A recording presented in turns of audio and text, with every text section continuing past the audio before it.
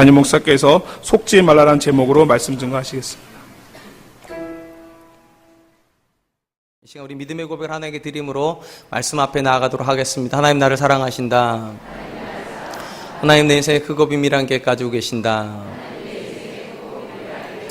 하나님 오늘도 나와 동행하셔서 그 계획 이루어 주신다. 아멘. 그렇게 될 줄로 믿습니다. 아멘. 예수님은 요한복음에서 마귀를 가리켜서 거짓말쟁이요 거짓의 아버지라고 그렇게 칭하였습니다. 예수님께서 마귀를 거짓말과 연관시키시는 이유는 창세기 3장의 이미지가 마귀의 대표적인 이미지이기 때문입니다. 우리가 익히 알고 있는 대로 마귀는 에덴 동산에서 아담과 하와를 유혹하기 위하여서 거짓을 동원하였습니다. 마귀가 했던 거짓말은 크게 두 가지 내용을 함축하고 있습니다. 첫 번째 내용은 인류가 짓는 죄가 인류를 패망케 하는 것이 아니라 오히려 인류에게 유익을 줄 것이라는 거짓말입니다. 하나님은 아담과 하와에게 동산 중앙에 있는 나무의 실과 선악과는 절대로 따먹지 말라고 엄히 경고하셨습니다. 심지어 그것을 따먹는 날엔 죽으리라 그렇게까지 말씀해 놓으셨습니다. 당연히 이 말을 기억하고 있었던 아담과 하와는 사단의 유혹을 받았을 때 멈칫할 수밖에 없었을 것입니다. 근데 결과적으로 따먹었습니다. 왜냐하면 흔들리는 마음을 이 사단이 이 한마디로 확신을 주었기 때문입니다. 창세기 3장 4절로 5절 뱀이 여자에게 이르되 너희가 결코 죽지 아니하리라. 너희가 그것을 먹는 날에는 너희 눈이 밝아져 하나님과 같이 되어 선악을 알 줄을 하나님이 아심이니라. 뱀은 하나님의 말씀을 포기하고 죄악을 범하는 인류를 향하여서 파괴될 것이 아니라 오히려 잘 될 것이며 심지어 하나님처럼 될 거라고 그렇게 유혹을 하였습니다. 결국 이 자기의 미래가 밝을 것이라고 하는 이 유혹의 말씀에 속아서 결국은 선악과를 따먹었습니다. 두 번째로 이 사단이 했던 거짓말 속에는 하나님의 선하심에 대한 부정이 들어가 있습니다. 마귀는 하나님께서 아담과 하와가 하나님처럼 되는 것이 싫어서 하나님만 하나님 되시려고 선악과를 따먹지 말라고 그렇게 유혹을 하였습니다. 만약 마귀의 이 말이 사실이라면 하나님은 절대로 선하신 분이실 수 없습니다. 왜냐하면 가장 좋은 선악과를 안 주시고 누구나 먹을 수 있는 것을 아담과 하와에게 주었기 때문입니다. 결과적으로 하나님 앞에 아담과 하와가 이 믿음을 상실해버렸습니다. 하나님이 우리에게 좋은 것 주시는 분이시라. 이 믿음이 상실되자 선악과를 따먹는 것이 하나도 어려워지지 않았습니다. 이러보건대 마귀가 우리에게 하는 거짓말은 크게 두 종류의 거짓말일 것임을 예측할 수 있습니다. 하나는 마귀는 여전히 우리에게 이렇게 말할 것입니다. 죄를 짓는 것이 내게 유익이라고. 죄는 절대로 너에게 손해를 끼치는 것이 아니라 내게 유익이 줄 거라고 그렇게 유혹할 것입니다. 참으로 아이러니한 것은 하나님은 한 번도 죄가 선한 결론을 가져올 거라고 말씀하신 적도 없고 성경 어디에도 죄인이 형통한 기록을 기록해 놓으시지 않았음에도 불구하고 참으로 많은 사람들이 여전히 죄를 짓고 있다는 이 불편한 현실입니다. 사실 우리가 하는 잘못된 행동이 반드시 심판으로 가고 그 심판은 우리를 높여주는 것이 아니라 우리를 낮아지게 만든다는 이 사실에 대한 확신만 있어도 우리는 죄에 대해서 두려워할 것입니다. 근데 어찌된 일인지 사람들은 죄를 지으면서도 그 죄의 과정이 나를 망가뜨리는 과정이 아니라 나를 잘 되는 과정이라고 생각을 하고 심지어 하나님께서 그 죄에 대해서 심판하지 않으실 것처럼 언제든지 내가 잘못했다고 그러면 오냐 그래 잘못했으면 괜찮아 이렇게 받아주실 것처럼 그렇게 착각하는 경향이 있다는 것입니다. 그러므로 사랑하는 성도 여러분 속지 마시기 바랍니다. 하나님은 절대로 우리에게 나쁜 거 주시는 분도 아니시고 절대로 여러분들이 죄를 통하여서 잘 될 수도 없습니다. 하나님은 죄에 대해서 반드시 심판할 것이기 때문입니다. 또한 마귀는 하나님께서 우리에게 최선의 것을 준다는 사실에 대해서도 의심하게 만들 것입니다. 언제나 이렇게 말할 거예요. 하나님은 너에게 최선의 것을 주지 않았으니까 네 스스로가 최선의 것을 만들어내라고. 하나님이 주신 것이 아닌 너가 만들어내는 것이 훨씬 좋은 거라고 그렇게 유혹할 것입니다. 근데 여러분 하나님께서 예레미야 선지를 통해서 주신 메시지가 무엇입니까? 하나님 우리에게 최선의 것을 주시는 분이라는 것입니다. 예레미야 29장 11절입니다. 여호와의 말씀이니라 너희를 향한 나의 생각을 내가 하나니 평안이요 재앙이 아니니라 너희에게 미래와 희망을 주는 것이라. 하나님 뭐라고 말씀하시는가? 하나님이 우리에게 주시는 건 두 가지를 주신답니다. 미래를 주시고 희망을 주신다고. 절대로 어둠을 주시는 것도 아니고 여러분의 인생을 망가뜨리려고 하는 계획도 가지고 계시지 않다고 말을 합니다. 만약 이것이 사실이라면 우리는 더 좋은 것을 주신 하나님 때문에 감사할 것입니다. 그리고 이 사실을 우리가 믿는다면 하나님께서 우리를 향하여 항상 기뻐하라고 하는 것도 쉬워질 것이고 범사에 감사라는 명령에도 순종하기가 쉬울 것입니다. 반대로 우리가 하나님께 최선의 것을 받고 있는 것이 아니라 차선의 것을 받고 있다고 생각하는 순간부터 우리 입술 가운데서 사라지는 단어들이 있습니다. 감사라는 단어 사라질 것입니다. 찬송이라는 단어 사라질 것입니다. 대신 우리 마음과 생각을 붙잡는 생각이 있을 것입니다. 원망이 생길 것입니다. 불평이 생길 것입니다. 그러므로 사랑하는 성도 여러분, 속지 마십시오. 하나님은 여러분들에게 미래를 주고 싶어 하시고 하나님이 여러분들에게 희망을 주고 싶어 하시는 분이시기 때문입니다. 바로 이런 이유에서 오늘 우리가 살펴볼 이 야고보 사도도 우리에게 이렇게 선언하는 것입니다. 16절, 내 사랑하는 형제들아 속지 말라. 특이한 것은 야고보 사도가 모든 사람에게 속지 말라고 말하는 것이 아니라 내 사랑하는 형제들에게 이 명령을 주고 있다는 것입니다. 일반적으로 야고보가 형제들에게 이렇게 편지한 이유는 아마도 그가 정말로 사랑하기 때문에 내가 너에게 내 형제이니까 내가 너희를 사랑해서 하는 메시지니까 이 말을 마음에 새기라고 아마 그렇게 강조하였던 뜻일 수도 있을 것입니다만 그것보다 또 하나의 가능성도 있습니다. 저는 이것이 훨씬 더 성경적인 가능성이라 생각을 합니다. 그리스도 안에서 형제된 자라야 속지 않을 수 있다라고 하는 뜻을 함축하고 있다는 것입니다. 한번 생각해 보시기 바랍니다. 아담과 하와가 왜 마귀의 유혹에 넘어갔습니까? 상대적으로 동일하게, 아니 더 강력한 유혹을 받았던 예수님은 왜 그 유혹에 넘어가지 않았습니까? 딱 하나의 관점 때문입니다. 하나님의 말씀의 유무 때문이었습니다.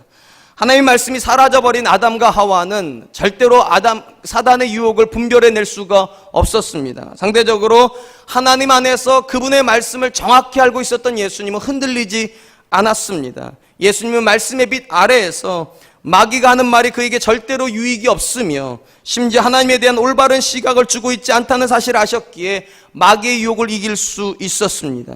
야고보는 지금 우리에게 이 관점을 제시하는 것입니다. 누가 마귀의 유혹을 이길 수 있습니까? 형제라야 이길 수 있다는 것입니다. 그리스도 예수 안에서 형제된 자들이 하나님 주신 말씀을 가지고 선악을 분별할 수 있다는 것입니다. 물론 모든 그리스도인들이 마귀의 속임을 다 이기는 것은 아닙니다. 그러나 이기는 자는 반드시 그리스도인입니다. 왜냐하면 세상은 절대로 마귀를 이길 수 없습니다. 왜냐하면 진리의 빛 안에 있지 않기 때문입니다. 그렇기 때문에 야고보가 말하는 것입니다. 사랑하는 형제들이라면, 여러분이 형제들이라면 진리 안에서 속지 마시라고, 여러분은 능히 이길 수 있다고. 우리 사랑과 은혜교회 성도님들이 진리로 악을 이기는 사람들 될 수 있기를, 진리 안에서 거짓에 속지 않는 사람 되시기를 주님의 이름으로 축원드리겠습니다. 그렇다면 야고보가 말하는 속지 말아야 될 내용은 무엇이겠습니까? 제가 서론에서 우리 마귀가 두 가지로 우리를 속인다고 하였는데 야고보도 역시 동일한 관점을 가지고 있는 것 같습니다. 먼저 야고보는 죄악이 결코 우리에게 유익을 주지 않는다는 사실, 근데 이 뒤집어 놓고 보면 죄악이 우리에게 유익을 준다는 사실에 속지 말라고 그렇게 권면하고 있는 것 같습니다. 제가 이렇게 말씀드린 이유가 있습니다. 우리가 지난주에 살펴보았던 15절을 다시 한번 유심히 보시기 바랍니다. 욕심이 잉태한 즉 죄를 낳고 죄가 장성한 즉 사망을 낳느니라. 여러분, 이 본문은요 분명히 사망에 대한 이야기입니다. 근데 어찌된 일인지 사망에 대한 이야기를 기술하고 있는 용어들은 다 생명의 언어들입니다. 사망의 언어들이 아니에요. 얼마든지 이렇게 말할 수 있었거든요. 욕심이 너로 하여금 죄를 짓게 하고 그 죄가 너로 하여금 사망에 이르게 한다고 얼마든지 그렇게 기술할 수 있었는데도 야고보는 어떻게 기술했는가? 잉태하고 장성하고 낳느니라. 마치 생명을 낳는 과정인 것처럼 그렇게 묘사를 해놓았습니다. 왜 이렇게 해놓았을까요? 이것이 마귀가 우리를 유혹하는 전략이기 때문입니다. 절대로 마귀는 우리한테 사망으로 간다고 말하지 않는다는 거예요. 마치 생명을 낳는 과정인 것처럼 이번 한 번만 눈 감으면 네 자녀 잘 된다. 이번 한 번만 네가 눈 감으면 너 사업 잘 된다. 이번 한 번만 눈 감으면 너희 교회 잘 된다. 생명을 낳는 것처럼 이야기한다는 것입니다. 그래서 쉽게 넘어간다는 거예요. 자기 앞에 어둠이 기다리고 있다면 절대로 안 갈 건데 빛이 기다리고 있는 것처럼 마치 생명을 낳는 과정인 것처럼 그렇게 유혹을 한다는 것입니다. 야고보가 말합니다. 속지 말라고. 절대로 마귀는 너에게 유익을 주지 않는다고. 그리고 절대로 죄악은 절대로 내게 유익되지 않는다고. 로마서 1장에 보면 사단의 유혹에 미혹되어 하나님을 그 마음으로부터 하나님 그 마음으로부터 밀어내고 하나님 없는 상태로 살아가고 있는 인류를 향하여 하나님이 어떻게 대하시는지가 이렇게 기록이 되어 있습니다. 로마서 1장 28절 또한 그들이 마음에 하나님 두기를 싫어하며 하나님께서 그들을 그 상실한 마음대로 내버려 두사 합당하지 못한 일을 하게 하셨으니. 여기 보니까 하나님이 이렇게 하셨답니다. 인류가 이 마음속에 하나님 두기를 싫어하자 하나님께서 그들을 상실한 마음 그대로, 쉽게 말하면 하나님 없는 마음 그대로 살도록 내버려 두셨답니다. 그렇다면 왜 하나님께서 그들을 내버려 두셨을까? 거기 매우 중요한 정보가 나옵니다. 일단 이 본문에, 제가 읽어드린 본문에 그들의 마음이라고 할 때 이 마음은 여기를 말하는 게 아닙니다. 여기는 일반적으로 우리가 그 하트라고 생각을 하는 그런 정서적인 영역이라고 생각을 하지만 이 로마서에 쓰여져 있는 마음이라고 하는 단어는요, 지식이란 뜻입니다. 그러니까 온전한 지식 가운데 하나님 계시지 않는다는 거예요. 쉽게 말하면 하나님께서 저들에게 하나님을 알만한 지식을 안 주셨기 때문에 저들이 하나님 없이 사는 게 아니라 하나님을 알만한 충분한 지식을 주셨다는 거예요. 일반 계시 영역 안에서. 근데 문제는 그들이 거부했답니다. 왜 거부했는가? 그 단어가 이렇게 돼 있어요. 싫어하매라는 말입니다. 이 싫어하매라고 한 단어는 두 단어의 합성어입니다. 하나는 아니다, 또 하나는 실험하다는 뜻입니다. 쉽게 말하면 어떤 지식을 시험해보고 그것이 내게 유익이 없다고 버렸다는 거예요. 바울의 관점은 이런 겁니다. 하나님께서 각 사람에게 하나님을 알만한 지식을 주었는데 각 사람이 그 지식을 판단했다는 거예요. 이것이 과연 내게 유익한가? 과연 이것이 내게 정말 이득을 갖다 주는가? 판단해보고 버렸다는 거예요. 내게 유익이 없다고. 그리고 하나님께서 이렇게 하셨다는 겁니다. 하나님을 버린 자들을 하나님도 역시 그 마음 그대로 내버려둬서 그럼 어떻게 사는지 한번 두고 보자고 그렇게 내버려 두었답니다. 그렇다면 여러분, 인류가 하나님을 그 마음으로부터 버리고 그들의 지식으로부터 하나님을 버리고 나서 그들은 무엇을 추구하였습니까? 그들의 생각 속에, 그들의 마음 속에 무엇을 가득 채웠습니까? 로마서 1장 29절 30부터 32절까지 보면 인류가 하나님을 마음에서 벗어내고 버리고 나서 이 마음을 가득 채운 20가지 이상의 생각들을 집어넣고 기록하고 있습니다. 그 20가지가 공통점이 있습니다. 다 죄악입니다. 무슨 말인가 하면 인류는 하나님을 유익하다고 생각하지 않고 죄악을 유익하다고 생각하고 산다는 것입니다. 여기에 인류의 불행이 있습니다. 성경은 절대로 죄가 우리에게 유익이 된다고 말한 적이 없습니다. 언제나 하나님이 유익이라고 말씀하세요. 그래서 시편 기자가 이렇게 말하잖아요. 여호와를 가까이함이 내게 복이라고. 근데 어찌된 일인지 인류는 가까이 해야 될 하나님은 멀리하고 가까이 하면 안 되는 죄악은 가까이 한다는 거. 왜냐하면 그것이 내게 유익이라고 생각하니까. 그러므로 사랑하는 성도 여러분, 명심하십시오. 죄악은 절대로 여러분에게 유익을 주지 못합니다. 하나님이 멀리 있는 상태는 절대로 유익일 수 없어요. 왜냐하면 하나님이 멀다는 것은 무엇이 가깝다는 뜻입니까? 죄가 가깝다는 거예요.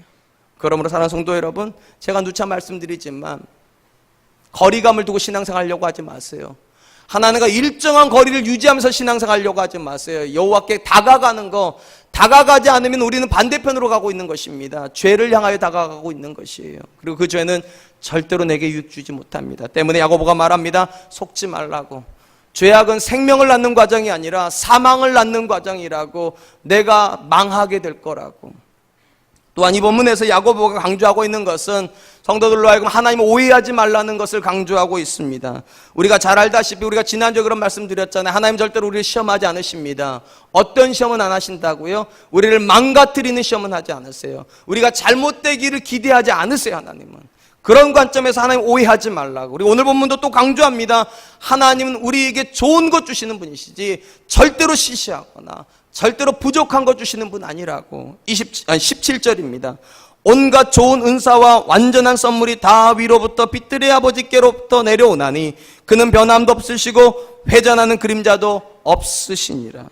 야고보는 이 짧은 구절 안에다가 하나님이 어떤 분이신가에 대한 세 가지 정보를 기록해 놓고 있습니다. 첫 번째, 하나님은 온갖 좋은 은사와 완전한 선물을 다 우리에게 주시는 아버지시라는 것입니다.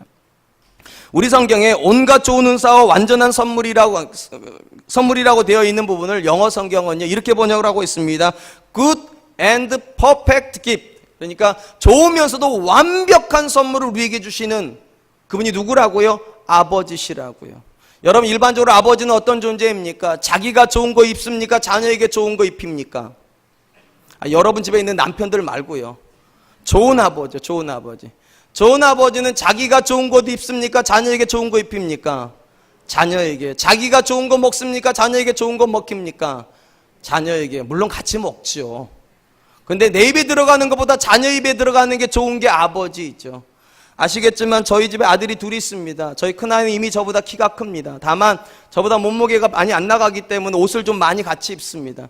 우리 아이가 주로 하는 일이 있습니다. 가끔씩 제 방에 들어와가지고 옷장을 열어봅니다. 그 옷을 가져갑니다. 어느 날 보면 옷이 없어졌어요. 왜 가져갔을까요? 제 옷장에 좋은 옷이 있기 때문입니다. 우리 어머니가 사주시기도 하시고 우리 성도님들이 사주기도 하셔가지고 좋은 옷이 있으면 어느 날 보면 지 옷장에 가 있어요. 좋을까요? 나쁠까요? 좋을까요? 나쁠까요? 좋아요. 왜 좋을까요? 내 아들이 입으니까요. 더 좋은 거 있어요. 좀 있으면 걔 못 입어요. 크거든요. 그럼 다시 제 옷장에 와요. 저는 안 크거든요. 어차피 제 거 될 거예요. 어차피 우리 집 거고 어차피 제 거 될 거니까 우리 아들이 입어도 아무 상관이 없어요. 오히려 그 아이가 입어서 멋지면 저는 그게 더 행복해요. 최근에 우리 아이가 또 제 방에 와서 이번 옷장을 뒤진 것이 아니라 서랍장을 뒤져서 팬티를 하나를 봤나 봅니다. 클라인이라고 하는 걸 봤어요. 클라인을 봤어요. 그리고 화를 내는 거 엄마한테. 엄마는 아빠한테 켈빈 클라인 사주고 자기는 안 사줬다고. 제가 옆에서 이런 말을 했습니다. 마이클 클라인이거든. 제 아내가 제 옷장에다가 짝퉁을 사다 넣어놨어요. 자기 아들한테는 진품만 갖다 주는데 저한테는 짝퉁을 갖다 줍니다. 그래도 저는 아무 상관없습니다. 마이클 클라인이 아니라 폴로 클라인도 상관없어요. 제임스 클라인도 상관없어요. 우리 아들만 잘 입고 우리 아이만 행복하다면 괜찮아요. 그게 부모고 그게 아버지예요. 지금 야고보가 뭐라고 말하는 줄 아세요? 모든 좋은 거, 모든 완벽한 거, 우리가 누리기에 가장 좋은 건 절대로 마귀에서 오는 게 아니라는 거예요. 사단에게서도 오지 않고 죄로부터 오지도 않아요. 하늘에 계신 우리 아버지로부터 온다고. 사랑하는 성도 여러분, 그 사실을 믿을 수 있기를 축원드립니다. 하나님께서 우리에게 좋은 것 주시는, 좋은 걸 빼앗아 가시는 분이 아니라 좋은 거를 주시는 아버지인 줄로 믿습니다. 근데 특이한 건 이 야고보가 그냥 좋은 것 주시는 하늘의 아버지라고 소개하면 좋을 텐데, 쉬울 텐데, 야고보가 어떻게 말하고 있는지 잘 보세요. 어떻게 되어 있습니까? 빛들의 아버지라고 표현을 하고 있습니다. 왜 빛들의 아버지라고 했을까? 일반적으로 대부분의 주석가들은 이 빛이라고 하는 단어 속에서 창조주라는 개념을 가져옵니다. 왜냐하면 원래 인류가 어둠 속에서 빛으로 나왔거든요. 그렇기 때문에 빛을 창조하신 하나님이란 뜻을 가지고 있다. 전 특별히 그 부분에 동의합니다. 근데 여기다 하나를 더 생각해 보려고 합니다. 여러분, 왜 굳이 그러면 창조주 하나님이라고 하시면 될 텐데, 창조주 아버지라고 하면 될 텐데 왜 빛들의 아버지라고 했을까?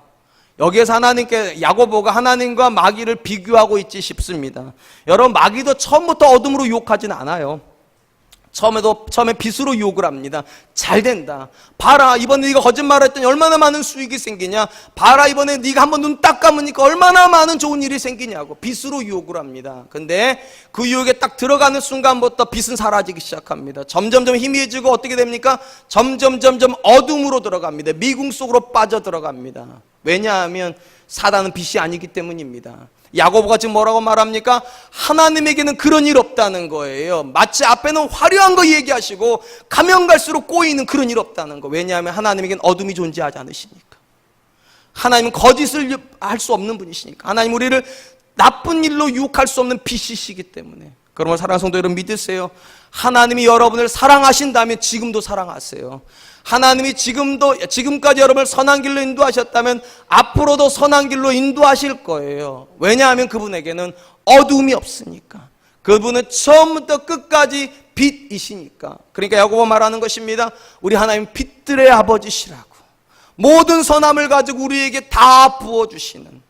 여러분 다 아시잖아요. 꽃이 피는 이유도 빛이 없으면 못 피어요. 우리 얼굴에 이렇게 화색이 도는 이유도 빛이 없으면 화색이 안 돌아요. 온 세상이 이렇게 밝은 이유도 빛이 없으면 밝을 수가 없어요. 모든 좋은 것은 빛들의 아버지, 우리 아버지께로부터 온다고. 그러므로 사랑하는 성도 여러분, 죄를 통하여서 좋은 거 얻으려고 하지 마세요. 죄악을 품음으로 완벽한 삶을 꿈꾸지 마세요. 모든 좋은 거, 모든 완벽한 건 어디서부터밖에 안 온다고요? 하나님께로부터 오지 않는다고. 그 다음 두 번째로 야고보가 이렇게 얘기를 합니다. 온갖 좋은 것은 하나님께로 오고, 그리고 그 하나님은 뭐라고 되어 있습니까? 그는 변함도 없으시고 변함이 없으시다. 왜 하나님 변함이 없으실까? 여러분 지금 방금 하나님을 빛들의 아버지라고 묘사를 했습니다. 빛이라는 관점에서 놓고 보면 우리가 살고 있는 세상은 변함이 있습니다. 예를 들면 아침에 태양이 떠오르면 이 태양이 점점 올라가면서 어떻게 합니까? 강력한 빛이 나옵니다. 그러다가 저녁으로 기우는 시점부터는 그 빛의 농도가 옅어집니다. 그래서 어두워져요. 쉽게 말하면 우리가 살고 있는 세상은 빛이 강렬해지기도 하고 약해지기도 합니다. 근데 하나님의 빛은 변함이 없다는 거예요. 하나님께서 우리를 향하여서 비추어 주시는 사랑의 빛은 변함이 없다고. 물론 이 말은 절대로 이런 뜻은 아니에요. 하나님이 항상 좋은 일만 주신다고, 항상 감사할 일만 주신다고, 그런 뜻은 아니에요. 왜냐하면 우리가 알고 있는 대로 하나님께서 우리에게 주시는 일 중에는 어떤 것은 형통한 것처럼 보이고 어떤 것은 공고한 것처럼 보일 때도 있어요. 근데 야고보가 뭐라고 말하는가? 그럼에도 불구하고 하나님의 사랑은 변함이 없다고. 그럼에도 불구하고 상황은 변할지 몰라도 하나님의 사랑은 변함이 없다고. 이미 야고보가 1장 앞부분에서 그런 얘기를 했어요. 우리 인생에 시련을 주신 이유가 뭐라고요? 우리를 망가뜨리려고 하는 것이 아니라 온전하고 구비하여 조금도 부족함이 없게 하시려고. 우리를 미워해서 어려움을 주시는 것이 아니라 오히려 사랑해서 어려움을 주신다고. 그래서 좋은 날이나 나쁜 날이나 상황은 다를지 몰라도 하나님께서 우리를 사랑하는 사랑에는 변함이 없다고 믿을 수 있기를 축원드립니다. 우리가 알고 있는 대로 요셉이라고 하는 인물은 크게 4가지 단계를 거친 사람입니다. 첫 번째 단계는 아버지 집에서 부족함이 없는 11번째 아들로 살던 시절입니다. 두 번째 단계는 보디발의 집에서 가정 총무로 살던 시절입니다. 세 번째 단계는 감옥에서 2년간 종으로 살던 시절이고, 네 번째 단계는 애굽에서 총리로 살던 시절입니다. 상황이 4가지로 바뀌었어요. 질문 하나 드릴게요. 이 4가지 단계 상황 중에서 가장 하나님이 요셉을 사랑했던 시절은 언제일까요? 현상적으로는 언제인 것 같습니다. 현상적으로는 당연히 애굽의 총리가 된 시점일 겁니다. 모든 애굽의 신하들이 요셉에게 머리를 숙입니다. 아버지와 형제들도 와서 다 머리를 숙입니다. 당연히 그때가 가장 찬란한 것 같고 가장 강력하게 하나님께서 요셉을 사랑한 것 같습니다. 그렇다면 반대로 가장 하나님이 요셉을 안 사랑한 시점은 언제인 것 같습니까? 현상적으로 감옥에 있을 때겠죠. 요즘처럼 감옥이 좋지는 않을 거 아니겠습니까? 냄새 날 것이고 온갖 더러운 것이 다 있는 감옥에서 2년간 지내는 시간을 절대로 하나님께 요셉을 사랑했다고 느껴지지 않아요. 근데 어찌된 일이 야고보가 지금 뭐라고 말합니까? 하나님은 변함이 없다고. 무슨 말입니까? 총리로 올라가 있을 때나 감옥에 내려가 있을 때나 하나님의 사랑은 변함이 없다고. 아이 참 말이 안 되죠. 변한 것 같은데 분명히 상황이 변했으면 하나님 사랑도 변한 거 아니에요? 야고보가 뭐라고 말합니까? 변함이 없다고. 그럼 증거가 무엇입니까? 하나님의 사랑이 변하지 않았다는 증거가 무엇입니까? 이런 질문을 한번 던져보면 좋겠습니다. 여러분, 요셉이 감옥 안 가고도 총리 될 수 있었을까요? 감옥에 안 갔어도 총리 될 수 있었을까요? 만약 그게 가능했다면 감옥은 하나님의 사랑 아닙니다. 근데 감옥을 가야만 총리가 됐다면 감옥은 사랑입니다. 질문 하나 다시 드릴게요. 감옥 안 가고 요셉이 총리 될 수 있었습니까? 불가능합니다. 불가능해요. 왜 불가능합니까? 여러분, 요셉이 어떻게 해서 총리가 되었습니까? 술 맡은 간원장이 요셉을 데리고 어디로 갑니까? 애굽의 궁전으로 가서 바로를 만나게 해줬어요. 바로가 어느 날 꿈을 꿨다니까요. 2번의 연속에 꿈을 꿨는데 도무지 해석을 못해요. 괴로워 죽겠어요. 너무 생생한데, 너무 비참한데 해석이 안 되니까 온 애굽에다가 수소문하잖아요. 내 꿈을 해석하는 사람을 찾으라고. 아무도 못 찾아요. 근데 딱 한 사람이 있다고, 해석해낼 만한 사람이 있다고, 감옥에 있다고, 데리고 오라고. 데리고 왔어 보니까 요셉이고, 데리고 온 사람은 요셉이 감옥에서 만났던 술 맡은 관원장이에요. 다시 질문하죠. 요셉의 생애에 감옥은 사랑입니까? 저주입니까? 여러분 인생의 감옥은 사랑입니까? 저주입니까? 여러분 인생에 그 공부 못하는 자녀는 사랑입니까? 저주입니까? 여러분 인생에 돈을 잘못 벌어오는 그 남편은 사랑입니까? 저주입니까? 전제가 있어요. 여러분이 하나님을 사랑하고 있고 하나님이 여러분을 사랑하고 있다는 그 믿음만 있으면 사랑이에요. 하나님은 요셉을 사랑하셔서 감옥에도 넣으신 거예요. 하나님 요셉을 사랑하셔서 총리도 시키신 거예요. 상황은 변했어도 하나님의 사랑은 일정해요. 절대로 포기하지 않으세요. 그러므로 사랑하는 성도 여러분, 믿으세요. 사단이 여러분 귀 속에도 이렇게 말할 거예요. 일이 꼬이지? 봐, 하나님 너 사랑하지 않으시는 거야. 이제는 너를 사랑했을지 몰라도 지금은 하나님이 사랑이 지금 너한테 멈춘 거야. 그러니까 너도 이제 등 돌리라고. 사랑하는 성도 여러분, 속지 마세요. 하나님 변하지 않으세요. 애굽으로 보내신 하나님의 사랑이나 가나안에서 요셉을 함께했던 사랑이 변함이 없었어요. 감옥으로 내려가는 요셉이나 애굽의 총리로 올라가는 요셉을 향한 하나님의 사랑은 변함이 없어요. 그러므로 똑같습니다. 지금도 여전히 하나님 우리를 사랑하시는 줄로 믿습니다. 세 번째로 야고보가 이렇게 말합니다. 하나님은 회전하는 그림자도 없으시니라. 여러분 왜 이런 말이 나오는가? 여러분 그럼 이런 질문 하나 드릴게요. 만약에 내가 변하면 하나님 사랑도 변할까요? 그러면 내가 하나님을 사랑하고 있는 동안에 하나님이 나를 계속 사랑하시는 건 이해가 돼요. 그런데 혹시 내가 변하면 하나님도 변하실까요? 그거에 대한 질문에 대한 답이 이겁니다. 하나님 회전하는 그림자도 없다고. 한번 잘 생각해 보세요. 그림자가 회전하죠. 이렇게 그림자 움직인다는 겁니다. 왜 움직입니까? 그림자가 지구과학 시간에 배우셨죠. 지구가 태양을 24시간 동안 돌기 때문입니다. 돌기 때문에 그림자도 같이 도는 거에서 회전한다고 표현한 거예요. 그렇다면 질문 하나 드릴게요. 지구가 도는 거예요? 태양이 도는 거예요? 지구가 도는 거예요. 이게 관점이 이런 거예요. 여러분 하나님과 우리 중에 누가 변할까요? 우리가 변한다는 거예요. 우리가요. 하나님은 회전하는 그림자가 없다는 말은 무슨 말인가? 하나님은 움직이지 않으신다는 거예요. 그 자리에 그대로 계시고 우리가 돈다는 거 하나님 주변을. 그러니까 때로는 우리가 하나님을 사랑할 때도 있고 하나님을 안 사랑할 때도 있고 다가갈 때도 있고 멀어질 때도 있으며 하나님 편에 서 있기도 하다가 죄악의 편에 서 있기도 하고 우리는 왔다 갔다리 해도 하나님은 변함이 없다고, 회전하는 그림자가 없다고. 한번 그 자리에 서 계시면, 한 번 나를 사랑하기로 작정하면 내가 아무리 변해도 하나님은 변하시지 않는다고. 이게 우리의 소망이에요. 우리 마음을 못 믿어요. 사실은요. 지금은 내가 하나님 사랑하는 것 같지만 내일도 사랑할까요? 우리 마음을 못 믿어요. 근데 이건 믿으세요. 하나님은 여러분 사랑하세요. 여기서 아멘 안 하면 사람도 아니에요. 진짜로. 하나님은 여러분 사랑하시는 줄로 믿습니다. 아멘. 여러분 우리는 변하지만 하나님 변하지 않는다는 가장 구체적인 증거가 뭔지 아세요? 우리가 잘 아는 탕자 비유입니다. 누가복음 15장에 보면 탕자 비유가 나오죠. 이 비유의 두 번째 아들이 우리의 모습을 대변하고 있습니다. 이 아들이 어느 날 아버지께 갑니다. 그럼 뭐라고 말을 합니까? 유산을 달라고 말합니다. 여러분 이건 굉장히 무리한 행동입니다. 왜냐하면 유산이라고 하는 건 아버지가 돌아가셔야 받는 건데 이 아들이 살아계신 아버지한테 가서 말해요. 유산을 달라고. 무슨 말입니까? 나 아버지랑 같이 있기 싫다는 거예요. 나 아버지 싫다는 거예요. 오죽 싫으면 유산을 지금 살아있는 아버지한테 달라고 그러고 받자마자 어떻게 합니까? 먼 길을 가버려요. 아버지를 놔두고 먼 길을 가버려요. 그의 인생이 이미 아버지는 죽은 겁니다. 아버지는 속도 모르고 아니죠. 다 알았겠죠. 아들에게 재산을 나눠줍니다. 그리고 아들은 그 재산을 가지고 먼 나라 가서 허랑방탕한 삶을 삽니다. 성경에 보니까 나중에 모든 재산을 다 잃어버리고 돼지를 치는 일을 했답니다. 돼지를 치는 일을. 유대인들이 가장 싫어하는 일입니다. 왜냐하면 저주받은 동물이거든요. 근데 돼지 치는 일을 했고 심지어 배가 너무 고파가지고 돼지가 먹는 쥐염나무 열매를 먹으려고 하는데 사람들이 죽지도 않는답니다. 그때서 이 사람이 정신 차립니다. 아버지께로 돌아가야 되겠다고. 내 아버지 집으로 가야 되겠다고. 근데 특이한 것은 이 아들이요, 아버지께로 돌아간다고 말을 해놓고서는 자기가 아들로 돌아간다고 말하지 않습니다. 내가 종으로 돌아가야 되겠다고, 아버지의 종이 되어야 되겠다고. 성경이 이렇게 기록을 합니다. 누가복음 15장 17절로 19절. 이에 스스로 돌이켜 이르되 내 아버지에게는 양식이 풍족한 품꾼이 얼마나 많은가. 나는 여기서 추려 죽는구나. 내가 일어나 아버지께 가서 이르기를 아버지 내가 하늘과 아버지께 죄를 지었사오니 지금부터는 아버지의 아들이라 일컬음을 감당하지 못하겠나이다. 나를 품꾼의 하나로 보소서 하리라.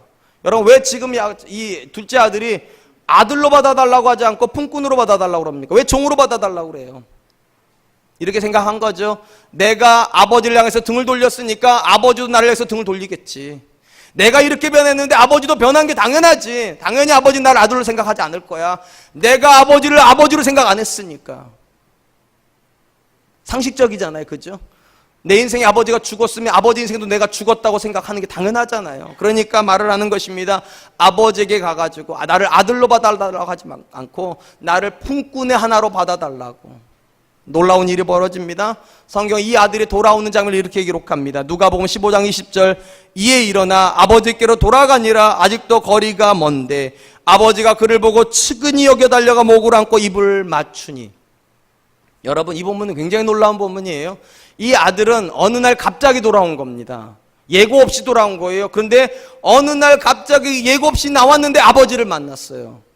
왜 만난 겁니까? 아버지가 그 자리를 지키고 있었기 때문이죠. 회전하는 그림자가 없어요. 멈춰 계세요. 그 자리에 멈춰 있어요. 아들이 떠난 날부터 그 길에 서 있어요. 아버지가요. 더 놀라운 이야기를 해드릴까요? 집을 나갈 때 아들은 화려한 옷을 입고 갔었을 것입니다. 혈색도 좋았을 것입니다. 근데 돌아오는 아들은 거지입니다. 돼지랑 뒹굴었으니까 얼마나 지저분했겠어요. 당연히 아버지가 못 알아봐야 되는 얼굴입니다. 거지니까. 근데 아버지가 아들을 알아봅니까? 아들이 아버지를 알아봅니까? 아버지가 아들을 알아봅니다. 그리고 아버지가 달려갑니다. 그리고 앉습니다. 그 담장 우리 다 알잖아요. 목욕시키고 옷 입히고 누구로 영접합니까? 아버지가 아들로 영접합니다. 분명히 아들은 그렇게 생각하지 않았어요. 내가 변했으니까, 내가 아버지를 미워했으니까, 내 인생에 아버지를 죽였으니까 당연히 아버지 인생에도 내가 없겠지. 아버지가 날 사랑하지 않겠지. 아버지가 날 받아주지 않겠지. 근데 이 아버지는 받아줍니다. 그 아버지가 누굽니까? 하나님이십니다. 그러므로 사랑하는 성도 여러분, 문제는 하나님께 있지 않아요. 저와 여러분들에게 있어요. 우리가 하나님을 향하여서 다가가기도 하고 멀어진 거지, 하나님 우리를 향해서 다가갔다 멀어졌다 그런 거 안 했어요. 우리가 하나님을 더 사랑했다 덜 사랑했다 하는 거지, 하나님 우리한테 그렇게 하지 않았어요. 하나님은 여전히 사랑하시고 여전히 우리밖에 모르세요. 여러분밖에 모르세요. 아멘 하는 게 신상에 좋을 거예요. 사랑하는 성도 여러분, 야고보가 하는 이야기가 무엇입니까? 모든 좋은 것을 주신 하나님은 여전히 나를 사랑하시고, 심지어 내가 그 하나님을 향하여서 등 돌리고 있고 신앙생활도 나태하게 하고, 심지어 하나님께서 기뻐하지 않는 일을 할지라도 내가 돌아와서 하나님 앞에만 가면 하나님은 그 자리를 여전히 지키고 있다고. 그러므로 돌아가실 수 있기를 축원드립니다. 여러분, 이전에 여러분이 정말로 뜨겁게 하나님을 사랑하던 그 시점으로 돌아가십시오. 하나님은 그 자리에 여전히 계실 거예요. 여러분이 뜨겁게 하나님 앞에 헌신했던 그 자리로 돌아가십시오. 하나님은 여전히 그 자리에서 여러분을 기다리고 계실 거예요. 그리고 여러분이 생각하지 못하는 크고 비밀한 축복을 여러분들에게 주실 줄로 믿습니다. 야고보가 여기까지가 이제 속지 말라고 하는 이야기예요. 두 가지를 속지 말라고 그랬어요. 죄악은 절대로 너에게 유익을 주지 않는다고. 두 번째, 하나님이 너에게 절대로 나쁜 거 주실 수 없는 분이시라고. 언제나 좋은 거 주신다고. 그러면서 마지막으로 18절에서 하나님께서 우리를 향하여서 가지고 계신 기대, 그거에 대한 이야기를 합니다. 18절 같이 읽습니다. 시작. 그가 그 피조물 중에 우리로 한 첫 열매가 되게 하시려고 자기의 뜻을 따라 진리의 말씀으로 우리를 낳으셨느니라. 야고보는 하나님께서 우리를 구원하기로 마음의 뜻을 정하시고 진리로 우리를 낳으셨다고, 하나님의 복음으로 우리를 낳으셨다고 얘기합니다. 그리고 그냥 낳은 것이 아니라 목적이 있어서 낳으셨다고 말을 합니다. 그 목적이 뭐라고 말합니까? 첫 열매가 되게 하시려고. 우리를 그냥 구원하신 것이 아니라 첫 열매가 되게 하려고 하는 목적을 가지고 구원했답니다. 그 다음에 이 첫 열매는 도대체 무엇일까? 여러분, 유대인들에게 첫 열매는 굉장히 상징성을 가지고 있습니다. 하나님께서 출애굽한 이스라엘에게 이렇게 명령하셨어요. 너희가 가나안 땅에 들어가면 그 땅은 젖과 꿀이 흐르는 땅이고 거기에서 풍성한 소출이 맺혀질 거라고. 그런데 모든 것은 너희가 가져도 되지만 첫 번째 곡식, 첫 번째 밭에서 거둔 양식은 반드시 하나님께 가져오라고. 그리고 그것을 하나님께 올려드리라. 그걸 거제라고 그럽니다. 그러니까 첫 번째 열매는 반드시 하나님께 드려야 된다는 특징을 가지고 있어요. 그리고 하나님께서 이 첫 번째 열매를 하나님께 드리라고 한 것은 두 가지 의미가 있을 것입니다. 첫 번째, 감사의 의미. 하나님께서 우리에게 이 곡식을 주셨다고. 두 번째, 기대의 의미. 하나님께서 이 첫 번째 열매와 같은 이후로도 풍성한 열매를 주실 거라고. 그러니까 감사와 기대를 표현하기 위해서 첫 번째 곡식은 첫 열매로 하나님께 드리라고. 그렇다면 여러분, 야고보가 여기 본문에서 하나님께서 저와 여러분들을 하나님의 첫 열매로 삼으셨다는 의미는 무엇일까? 이 두 가지를 다 포함하고 있습니다. 첫 번째, 여러분, 첫 번째 열매인 첫 열매는요, 사람이 먹을 수 없는 겁니다. 그럼 반드시 하나님께 드려져야 되는 거예요. 하나님께 드려져야 되는 거. 무슨 말인가? 하나님께서 저와 여러분들을 구원하신 것이 맞다면, 그리고 우리가 첫 열매가 맞다면 우리는 우리 게 아니라는 겁니다. 하나님 거라는 거예요. 내 마음대로 못한다는 거예요. 하나님 마음대로 해야 돼요. 그 말을 이 본문에 연결시켜 놓고 보면, 여러분, 내 인생이라면 유혹받을 수 있어요. 내 인생이라면 내가 원하는 대로 끌려갈 수도 있어요. 여러분 인생 아니라니까요. 첫 열매는요, 드려진 거예요. 반드시 드려진 거예요. 그러므로 여러분, 우리가 첫 열매가 맞다면 물어봐야 됩니다. 하나님 앞에 뭘 물어봐야 됩니까? 나는 누구를 기쁘시게 하고 있는가? 첫 열매는 반드시 하나님을 기쁘시게 하고 있어야 됩니다. 왜냐하면 하나님 거니까. 이 자리에 앉아 계신 성도님들이 이 정체성 앞에 설 수 있기를 축원드립니다. 여러분은 여러분의 것 아닙니다. 하나님의 것입니다. 그래서 사도 바울이 얘기하잖아요. 이제는 내가 산 것이 아니라 내 안에 그리스도가 사신 것이라. 내가 내 거 아니라 하나님 거라고. 두 번째로 이 첫 열매라고 하는 이 말 속에는 하나님의 기대감이 들어가 있습니다. 무슨 말인가? 여러분이 마지막 열매 아니에요. 쉽게 말하면 여러분을 목적으로, 여러분을 최종 목적으로 구원하신 게 아니라는 거예요. 여러분 넘어 있는 기대감, 두 번째, 세 번째, 네 번째 열매를 바라보시고 여러분을 첫 번째로 거뒀다는 거예요. 여러분이 구원의 마지막 아니에요. 여러분의 가정에서 여러분만 구원하려고 여러분을 첫 열매로 거두신 게 아니라 여러분을 통해서 그 남편을 두 번째로, 그 자식을 세 번째로, 여러분 주변에 있는 인적 네트워크를 네 번째로, 여러분의 사업 파트너들 다섯 번째로 열매가 계속 맺어지기를 기대함으로 여러분을 구원했다는 거예요. 그러므로 사랑하는 성도 여러분, 마귀가 하는 말을 속지 마세요. 마귀는 이렇게 말할 거예요. 너만 행복하면 된다고, 너만 잘 믿으면 된다고, 너만 하나님과 좋은 관계 맺으면 된다고. 그건 마지막 열매예요. 그거는요, 하나님이 이렇게 말씀하지 않으셨어요? 첫 열매로 삼으려고 하신다고. 첫 열매로.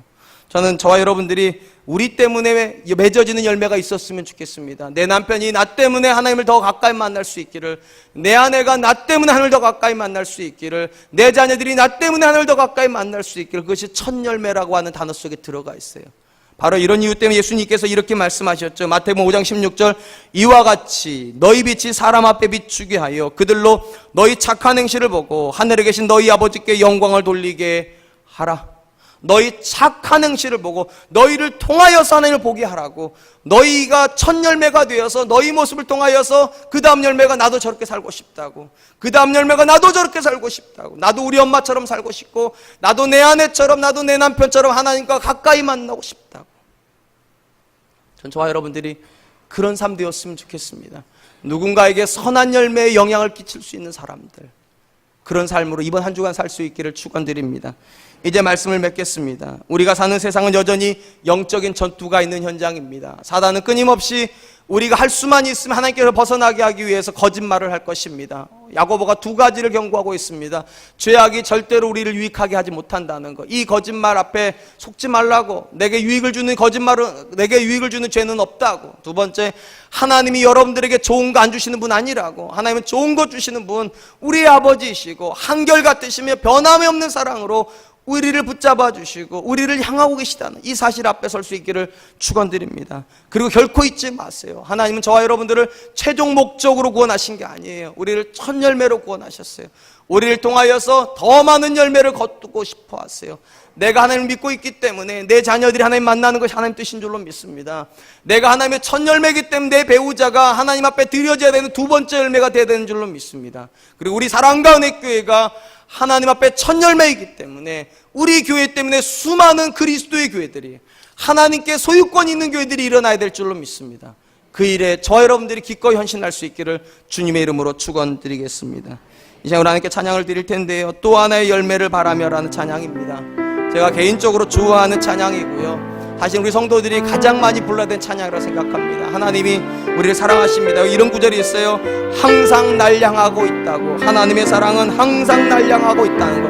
여러분, 이 사실을 깨달으셨던 맨 마지막 구절로 넘어가야 돼요. 그리고 하나님이 우리에게 그 사랑을 주시면서 기대하시는 것이 있어요. 또 하나의 열매를 바라는 것.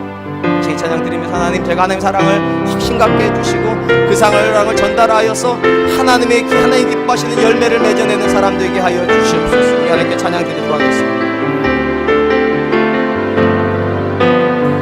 감사해요, 깨닫지 못했는데. 감사해요, 깨닫지 못했었는데. 내가 얼마나 소중한 존재라는 걸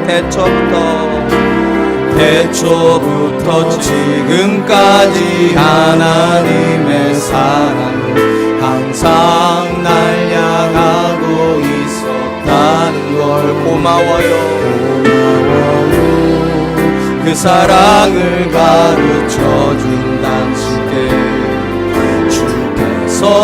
허락하신 당신께 그리스도의 사랑으로, 그리스도의 사랑으로 더욱 섬기며 이제 나도 세상에 전하리라.